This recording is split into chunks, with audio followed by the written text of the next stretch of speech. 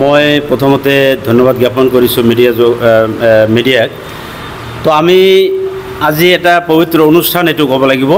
তাৰ কাৰণটো হ'ল গোটেই অসম জুৰি আমাৰ সন্মানীয় মুখ্যমন্ত্ৰী প্ৰত্যেকজন ব্যক্তিকে এখনি ফুলাম গামছা আৰু তাৰ লগতে এখনি চিঠি আমন্ত্ৰণী পত্ৰ এটা তেখেতে দিছে।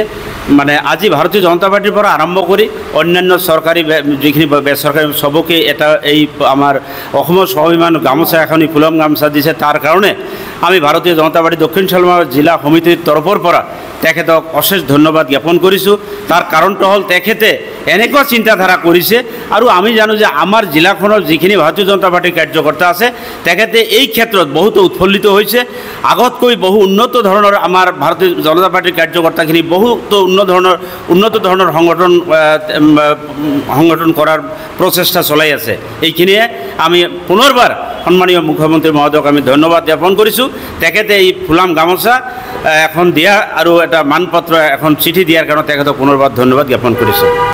আমাৰ গামছাখন একচুৱেলি দিয়া হৈছে ৰঙালী বিহু উপলক্ষে। ৰঙালী বিহুৰ উপহাৰ হিচাপে এই গামছাটো প্ৰদান কৰা হৈছে সন্মানীয় মুখ্যমন্ত্ৰী মহোদয়ৰ জৰিয়তে। আপোনালোকে চাই আছে নিউজ কেয়াৰ 24, সত্যৰ সন্ধানত অবিৰত যাত্ৰা।